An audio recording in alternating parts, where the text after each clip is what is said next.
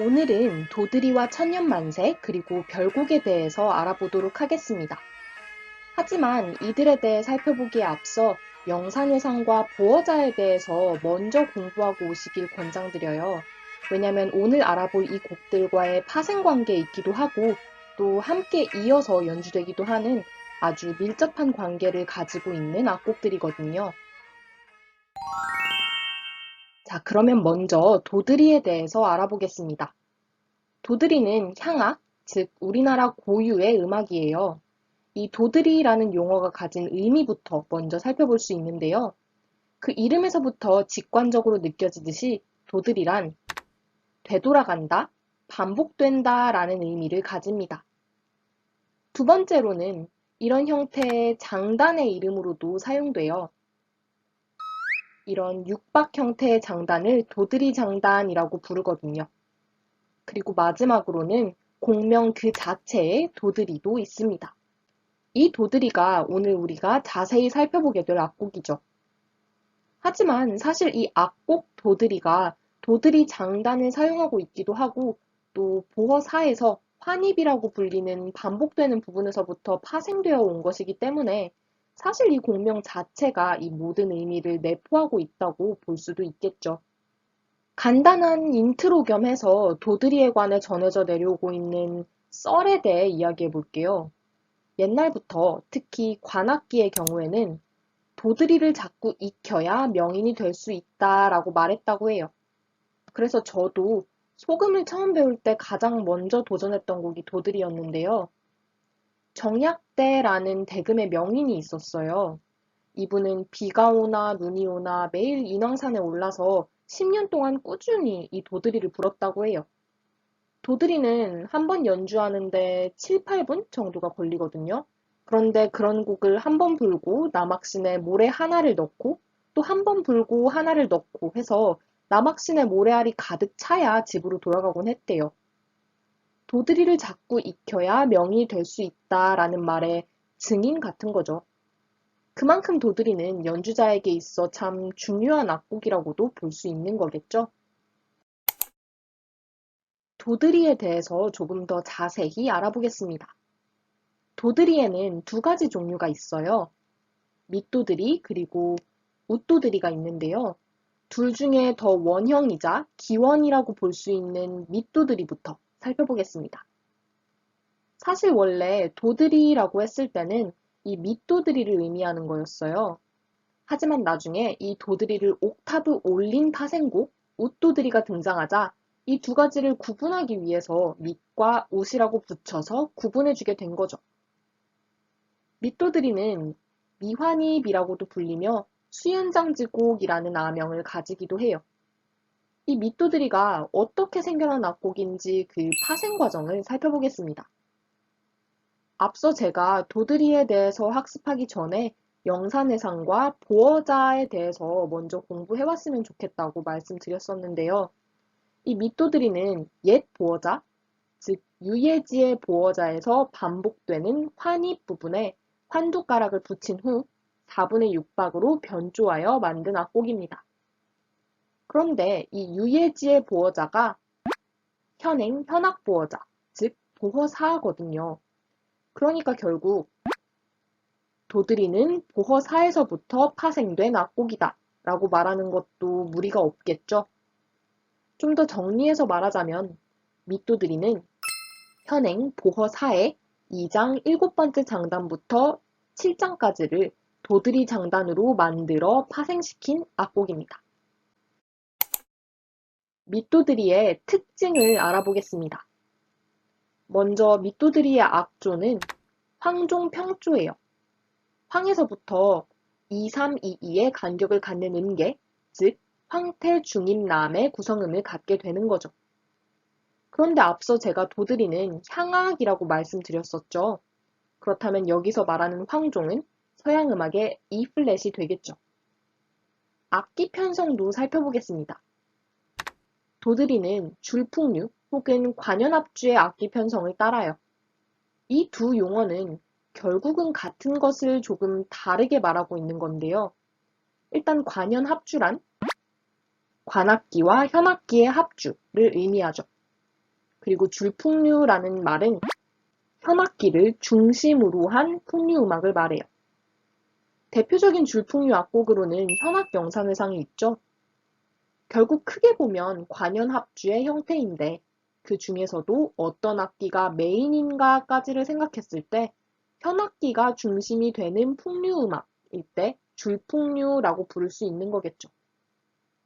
따라서 사용되는 악기들을 보면 검은고, 가야금, 대금, 해금, 피리, 장구가 사용됩니다. 이 악기 편성은 현악영산회상과 동일한 편성인데요. 생각해보면 아주 당연한 일이죠. 앞서 제가 영산회상에 대해서도 미리 공부해 오셨으면 좋겠다라고 말씀드렸었잖아요. 이 9곡을 이어서 연주하는 모음곡 현악영산회상에 이 도드리를 더 끼워서 연주하는 특별한 형태도 있거든요. 그런데 이 곡들을 쭉 이어서 쉬지 않고 연주해야 하는데 연주하다 말고 다른 악기가 더 들어오거나 또 나가는 것도 좀 이상하잖아요. 그래서 이 악곡들이 함께 연주된다라는 걸 잘 기억해 두시면 결국 그 악기 편성도 동일하다는 것을 쉽게 연결지어 기억할 수 있겠죠. 밑도드리는 총 7장으로 구성되어 있고요. 장단은 6박의 도드리 장단을 사용하는 곡입니다. 다음으로는 웃도드리에 대해서 알아보겠습니다. 앞서 말씀드렸던 것처럼 가장 원형의 도드리는 밑도드리였어요. 그런데 조선 후기에 나타난 국악의 변화 양상 중 하나가 바로 고음화였거든요. 사람들은 점차 더 고음의 곡들을 즐기게 된 거죠. 그래서 이 도드리 또한 옥타브를 올려서 연주하기 시작했는데 그렇게 나타나게 된 것이 바로 웃도드리입니다. 웃도드리는 세환입이라고 불리기도 하고 송구여지곡이라는 아명을 갖습니다. 밑도드리를 옥타브 올려서 만든 곡이고요. 그런데 서양음악과는 달리 옥타브를 올렸다는 의미가 그 악보 그대로의 청성 표시만 해서 그 모양 그대로를 올렸다는 의미가 아니에요. 국악에서 변조, 이조를 했다고 하면 그 모양이 완벽하게 일치하도록 옮겨지는 게 아니라 악기의 연주법상 특징이라든지 음역 이런 부분들을 고려해서 좀 달라지게 되거든요. 하지만 이 두 곡이 시작하는 부분을 보면 밑도드리는 태, 그리고 웃도드리는 거기에 옥타브 위 청성 표시를 한 청태로 시작하는 것을 확인하실 수 있어요. 이 두 곡이 옥타브 간격으로 차이 난다는 것을 쉽게 확인할 수 있는 부분이죠. 웃도드리의 특징을 살펴보면 밑도드리와 동일해요. 악조는 밑도드리와 동일하게 황종평조고요. 사용되는 악기 편성도 동일하고 동일하게 7장 구성과 6박 도드리 장단을 사용하고 있죠. 그만큼 유사하게 진행되고 또 동일한 형태를 가지고 있는 곡이기 때문에 현대에는 오죽하면 웃도드리와 밑도드리를 함께 합주하는 경우도 생겨나고 있어요. 예를 들어 관악기는 웃도드리를, 현악기는 밑도드리를 연주한다든지 하는 식으로 합주를 하는 거죠. 다음으로는 천년만세에 대해 알아보겠습니다. 천년만세란 천년 동안 영원한 생명이라는 뜻으로 장수를 기원하는 의미라고 해요. 우리 국악곡들은 대부분 이런 오래 살기를 기원하는 뜻을 가진 이름을 많이 사용하고 있더라고요. 교과서에 나와 있는 설명을 먼저 볼게요. 천년만세는 조선 후기 풍류방에서 선비들이 즐기던 음악으로 계명가락도들이, 양청도들이, 우조가락도들이의 세 곡을 이어서 연주할 때 부르는 이름이다. 검은구, 가야금, 새피리, 대금, 해금, 양금, 단소, 장구 등 검은구 중심의 줄풍류 편성으로 연주한다. 그리고 이 교과서에서도 마찬가지로 현악 중심 합주를 설명하는 파트에서 천년만세를 다루고 있고요. 현악기 중심이니까 줄풍류라는 점, 그리고 모음곡이라는 점, 또 사용되는 악기들에 대해서 다루고 있죠.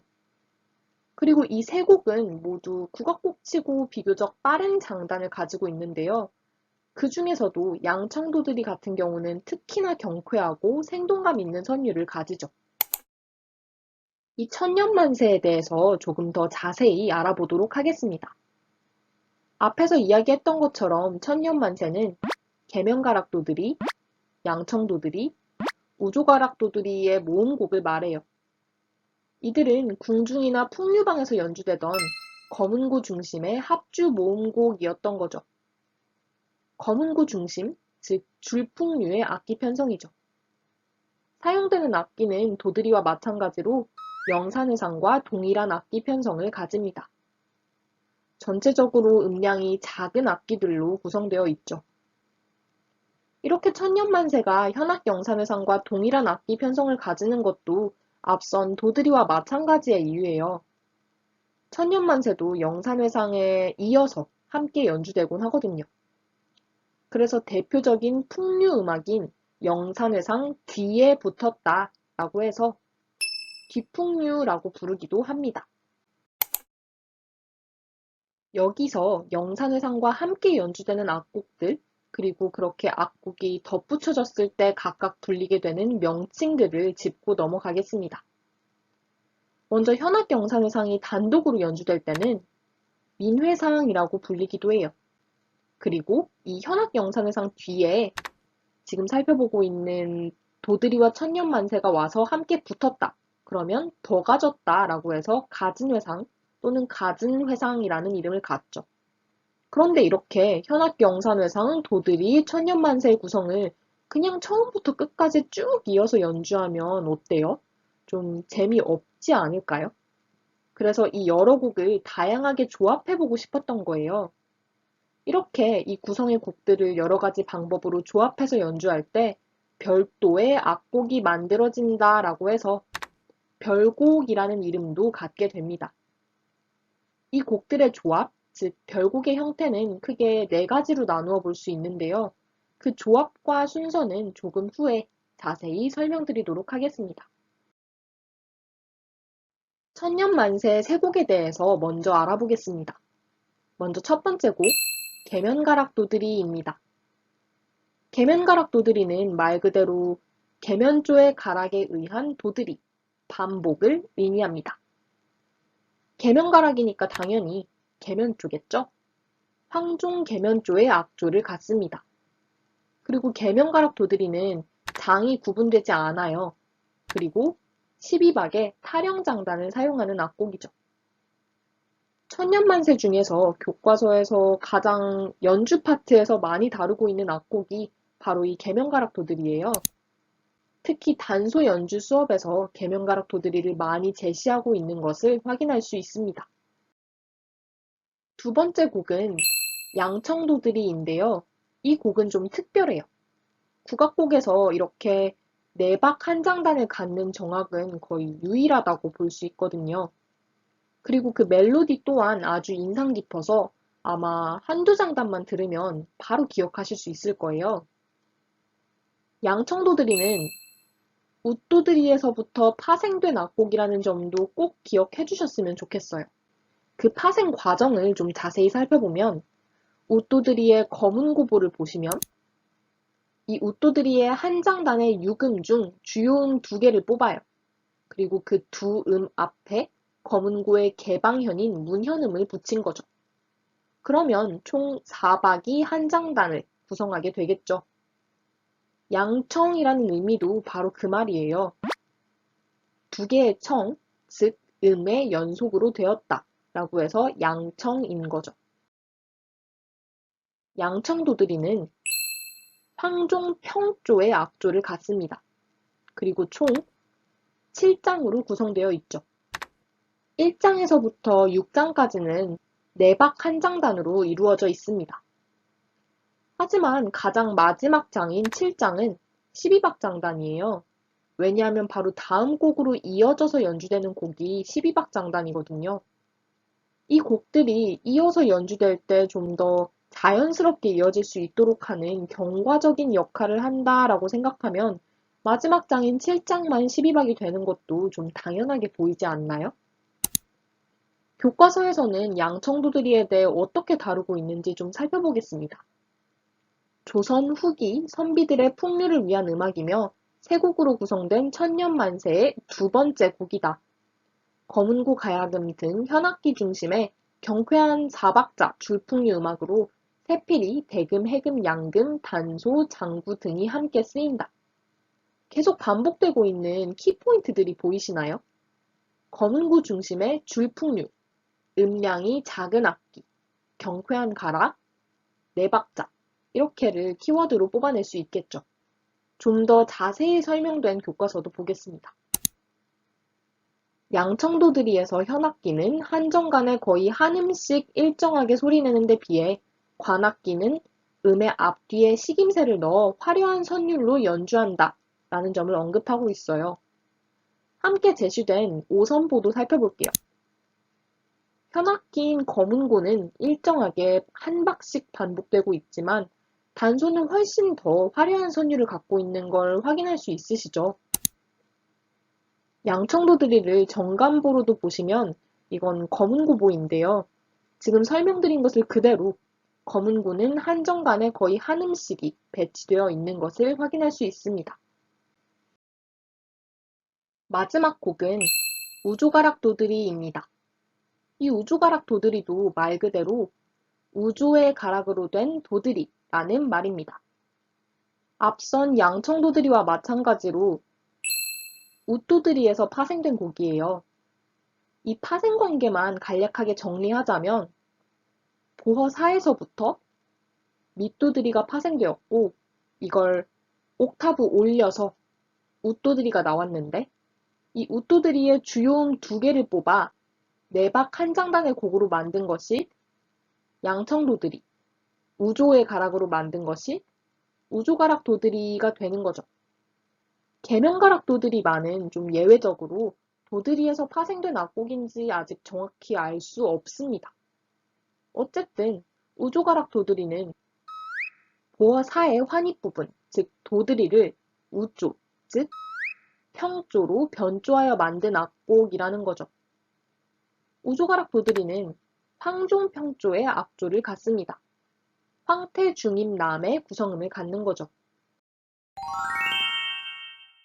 이 곡들을 다양하게 조합해서 연주할 때 별곡이라는 이름으로 불리기도 한다고 말씀드렸었는데요.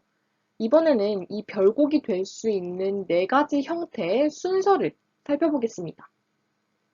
먼저 이 별곡의 조합에 해당될 수 있는 곡으로는 영산회상의 9곡, 웃도드리, 밑도드리, 그리고 천년만세의 3곡이 있어요. 그렇다면 가장 먼저 이 모든 곡들을 다 연주하는 방법이 있겠죠? 즉, 영산회상의 앞부분, 상령산, 중령산, 세령산, 가락더리, 사면도드리의 4장까지를 연주하고 뒤이어 도드리를 연주한 후 그 다음에 영산회상의 나머지를 이어서 사면도들이 4장에서부터 끝까지 그리고 하연도들이, 연불도들이, 타령, 군악을 연주하고 이어서 천년만세의 3곡을 연주하는 거죠.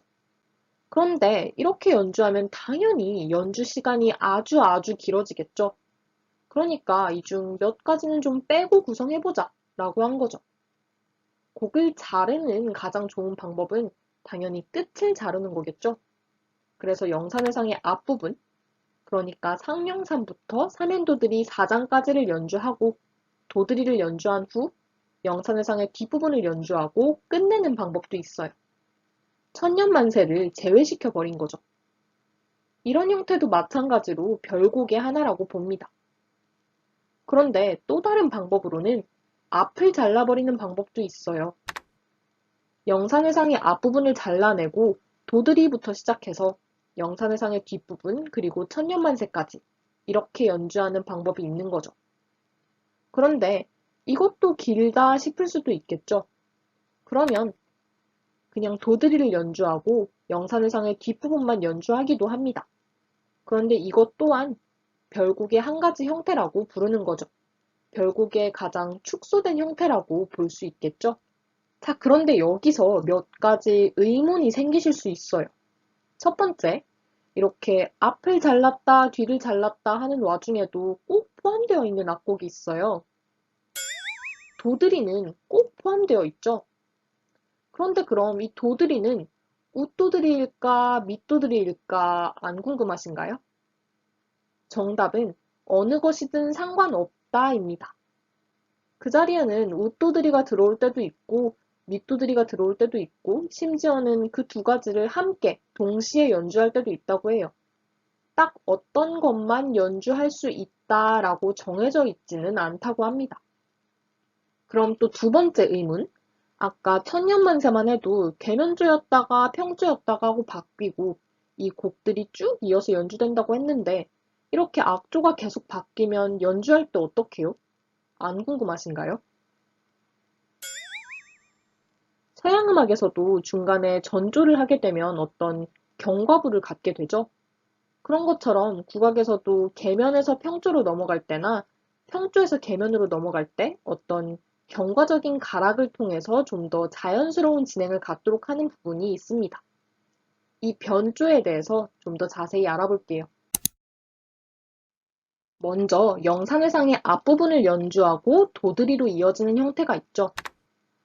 좀 더 자세히는 사면도드리에서 웃도드리로 이어지는 형태를 봅시다.